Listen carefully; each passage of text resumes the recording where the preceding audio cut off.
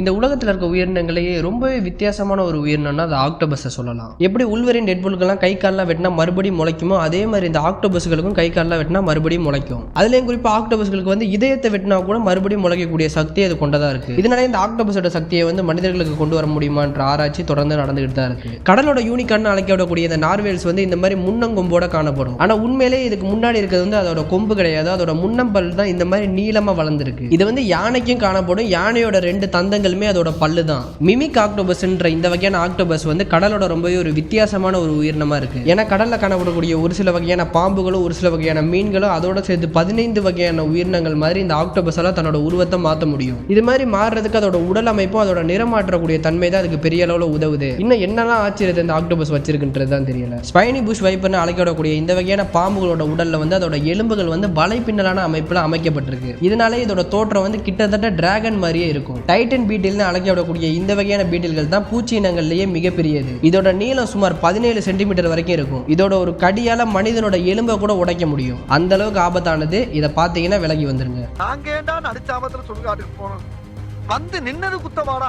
Komodo dragon அழைக்கப்படக்கூடிய இந்த வகையான பள்ளிகள் தான் உலகத்திலே மிகப்பெரிய பள்ளியே. இதோட வேட்டை முறையே கொஞ்சம் வித்தியாசமா தான் இருக்கும். அதோட இரையை வந்து இது கடிக்க மட்டும் தான் செய்யும். மீதி எல்லாத்தையுமே இதோட சலைவாவே பார்த்துக்கும். அதோட சலைவால ரொம்பவே டாக்ஸிக்கான பாக்டீரியாக்கள் காணப்படுறதுனால அது கடிப்பட்ட உயிரினங்களை வந்து கொஞ்ச நேரத்திலே கொல்ல தொடங்கிடும். இந்த கொமோடோ டிராகன் வந்து ஈஸியா வேட்டையாடுறதுக்காகவே இயற்கையா இந்த மாதிரி சலைவாவே பெற்றிருக்கு. இது இந்தோனேஷியால இருக்க கொமோடோ தீவுல தான் அதிகமா காணப்படுது. இந்த வௌவால்கள் பேர் தான் ஹார்ஸ்ஷூ பேட். எதனால இந்த வௌவால்களுக்கு இந்த மாதிரி பேர் வந்துச்சுன்னு பாத்தீங்கன்னா இதோட முக அமைப்பே கிட்டத்தட்ட குதிரையோட பாதம் மாதிரியான தான் காணப்படுது. பார்க்க இந்த மாதிரி காணப்படுறதுனால இந்த வௌவாலை வந்து குறைச்சி எடை போட்டுறாதீங்க. இந்த வௌவாலோட உடம்புல வந்து 30 வைரஸுக்கு மேல காணப்படுது. அதுல ஒரு வைரஸ் வந்து கொரோனாவோட சம்பந்தப்பட்ட வைரஸ். நம்ம கோவிலுக்கு போகும்போது இந்த சிலையை பார்த்துருப்போம். இந்த சிலையில இருக்க உயிரினம் பேர் தான் யாழி. இது சில இடங்கள்ல யானை தலையோடையும் சில இடங்கள்ல வந்து சிங்க தலையோட காணப்படும். கிட்டத்தட்ட பல உயிரினங்களோட கலவையாக தான் இந்த உயிரினம் இருக்கவே செய்யும். இந்த மாதிரியான ஒரு உயிரினம் இப்போதைக்கு உலகத்தில் இருக்கான்னு பார்த்தீங்கன்னா கிட்டத்தட்ட இந்த உயிரினத்துக்கு சிமிலரான ஒரு உயிரினம் இப்போ உலகத்தில் இருக்க தான் செய்யுது. அதாவது பல உயிரினங்களோட கூட்டு கலவையான ஒரு உயிரினம். அந்த உயிரினத்தோட பேர் தான் ஒகாபி.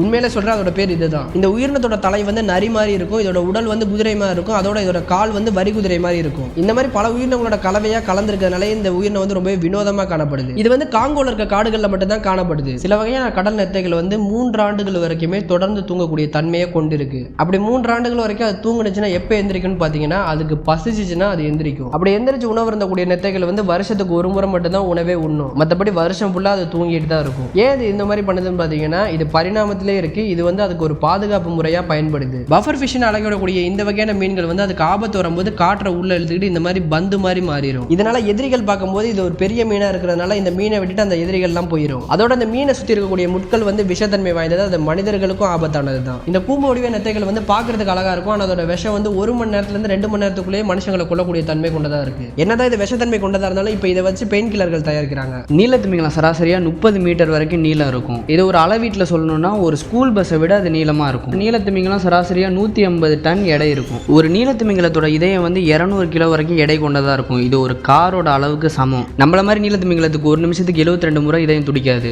அதுக்கு ஒரு நிமிஷத்துக்கு 8ல இருந்து 10 முறை மட்டும் தான் இதயமே துடிக்கும். ஏன் இவ்வளவு கம்மியா துடிக்குதுன்னு பாத்தீங்கன்னா அதோட உருவம் தான். அது ரொம்பவே பெருசா இருக்கிறதுனால அதோட ரத்தம் வந்து அதோட உடல்ல ரொம்பவே மெதுவா தான் செல்லும். ஒரு நீளத்துமிங்கலத்தோட தொண்டை அளவு வந்து 10ல இருந்து 15 சென்டிமீட்டர் வரைக்கும் தான் இருக்கும். அதாவது ஒரு மனிதனை கூட நீளத்துமிங்கலத்தால முழுங்க முடியாது. நீளத்துமிங்கலத்தோட தொண்டை வந்து இந்த அளவுக்கு சின்னதா இருக்கிறதுனாலே அது கடல்ல இருக்கக்கூடிய சின்ன சின்ன உயிரினங்களை தான் உணவா உண்ணுது. அதுலயும் முக்கியமா கிரில்களை தான் நீளத்துமிங்கலம் அதிகமா உண்ணுது. ஒரு நீளத்துமிங்கலம் ஒரு நாளைக்கு மட்டுமே 4 டன் கிரில்களை சாப்பிடும். ஒரு வருஷத்துக்கு மட்டுமே அது 3000 டன்னுக்கு மேல கிரில்களை சாப்பிடும். அதாவது ஒரு நகரம் சாப்பிடக்கூடிய மொத்த சாப்பாட்டையுமே ஒரு நீளத்துமிங்கலம் தனியா சாப்பிடுது. ஒரு நீளத்துமிங்கலம் 500 மைலுக்கு அந்த பக்கம் இருக்கக்கூடிய ஒரு நீளத்துமிங்கலத்தை கூட ஈஸியா அதால சத்தம் எழுப்பி அது கூட பேச முடியும். அதோட சத்தம் வந்து 188 டெசிபல் இருக்கும். அது ஒரு ஃபிளைட்டோட சத்தத்தை விட ரொம்பவே அதிகம். இந்த நீளத்துமிங்கலங்கள் மற்ற மீன்கள் மாதிரி செதில்கள் மூலமாலாம் சுவாசிக்காது. அதுங்க நம்மள மாதிரி மூக்கு மூலமா தான் சுவாசிக்கும். நம்ம நிறைய வீடியோவில் பார்த்துருப்போம். அந்த நீளத்துமிங்கலம் வந்து அந்த தண்ணியை கடல்லேருந்து மேலே பீச்சி அடிக்கும். அது வந்து அதோட மூச்சு குழல் தான்.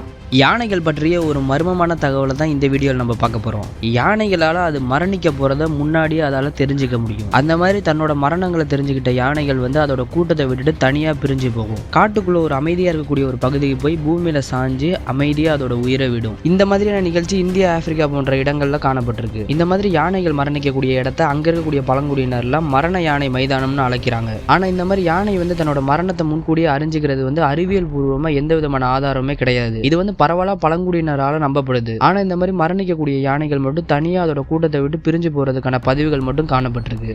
நீங்கள் பார்க்குற இந்த ஹெலிகாப்டர் கொஞ்சம் வித்தியாசமாக இருக்கும், கொஞ்சம் இல்லை ரொம்பவே வித்தியாசமாக இருக்கும். நார்மலாக நம்ம பார்க்கக்கூடிய ஹெலிகாப்டர்லாம் ஒரே ஒரு ரொட்டேட்டிங் பிளேடை மட்டும் தான் வச்சுக்கிட்டு இருக்கும். ஆனால் இந்த வகையான ஹெலிகாப்டர்களுக்கு வந்து 2 ரொட்டேட்டிங் பிளேட் இருக்கும். இந்த மாதிரி 2 சுற்றுது, இது ரெண்டுமே மோதிக்காதான்னு கேட்டிங்கன்னா இது ரெண்டுமே மோதிக்காத மாதிரி தான் இதை டிசைனே பண்ணியிருக்காங்க. என்னதான் 2 பிளேடுமே தனித்தனியாக சுற்றினாலும் இது ஓட வைக்கக்கூடிய மோட்டர் வந்து ஒன்று தான். இதனால ஒன்று சுற்றி இன்னொன்று சுத்தாமலாம் இருக்காது, ரெண்டுமே ஒரே நேரத்தில் தான் சுற்றும். ஆனால் என்னதான் இருந்தாலும் இதை பார்க்க கொஞ்சம் புதுசாக தான் இருக்குது.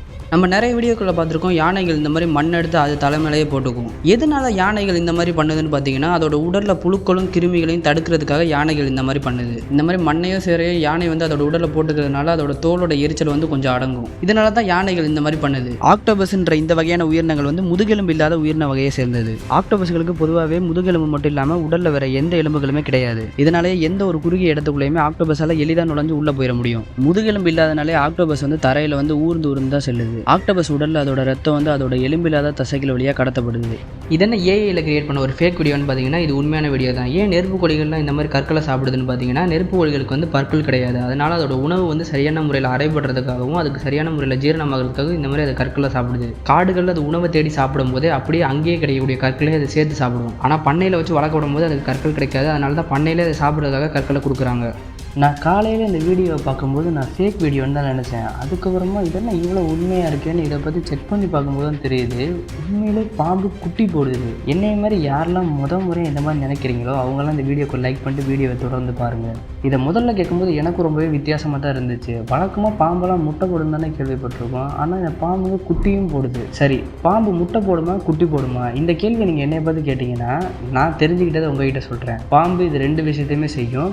அதுக்கப்புறமா 3வது ஒரு விஷயத்தையுமே பாம்பு செய்யும். முதல்ல பெரும்பாலான பாம்புகள் வந்து முட்டை தான் போடும். இதை வந்து ஓவி பாரஸ்ன்னு சொல்லுவாங்க. இந்த மாதிரி முட்டையிடக்கூடிய பாம்புகள் எதுன்னு பார்த்தீங்கன்னா அது நம்மளால நிறைய பேருக்கு தெரியும். இருந்தாலும் ஒரு சில பாம்புகளோட பேரை சொல்கிறேன். King cobra, Indian cobra, Python, rate snake இந்த மாதிரியான பாம்புகள்லாம் முட்டையிடும். இந்த மாதிரி முட்டையிடக்கூடிய பாம்புகள் வந்து 5லேருந்து 100 முட்டை வரைக்கும் இடும். இந்த மாதிரி இந்த பாம்புகள் அந்த முட்டை போட்டதுக்கப்புறமா அதை வந்து அடகாத்து அதை குஞ்சு போய்க்கும். ஆனால் சில பாம்புகள் வந்து ஆபத்து வர நேரத்தில் அந்த முட்டைகளை விட்டு விலகி ஓடிடும். சில வகை பாம்புகள் மட்டும். இப்போ 2வது வகை, இதுதான் எனக்கு ரொம்ப வித்தியாசமாக இருந்துச்சு. அதாவது குட்டியிடக்கூடிய பாம்புகள். சில வகையான பாம்புகள் மட்டும் நேரடியாக குட்டியே இடும். இந்த வகையான பாம்புகளை வந்து விவி பாரஸ்ன்னு சொல்லுவாங்க. இந்த விவி பாரஸ் இந்த பாம்புகள் எதுன்னு பார்த்தீங்கன்னா சில வகையான வைப்பர்களும் சில வகையான கடற்பாம்புகளும் தான். இந்த பாம்புகள் வந்து நேரடியாகவே 20லேருந்து 40 குட்டிகள் வரைக்குமே வெளியில் இடும். அடுத்தது 3வது, இதுதான் இருக்கிறதுலே ரொம்ப வித்தியாசமாக இருந்துச்சு. அதாவது பாம்பு வந்து முட்டையும் இட்டு குட்டியும் போடுது. இது எப்படின்னு பார்த்தீங்கன்னா பாம்போட முட்டை வந்து அதோட வயிற்றுக்குள்ளே இருக்கும். அங்கேயே அடகாக்கப்பட்டு அதுலேருந்து குட்டியாக வெளியில் வரும். தாய்ப்பாம்போட வயிற்றுக்குள்ளே முதல்ல முட்டையை விட்டு பாம்பு வெளியில் வந்து அதுக்கப்புறமா தாய்ப்பாம்பை விட்டு அந்த குட்டி பாம்பு வெளியில் வரும். இந்த 3வது வகையில் வரக்கூடிய பாம்புகள் எதுன்னு பார்த்தீங்கன்னா கிரீன் அனகோண்டா,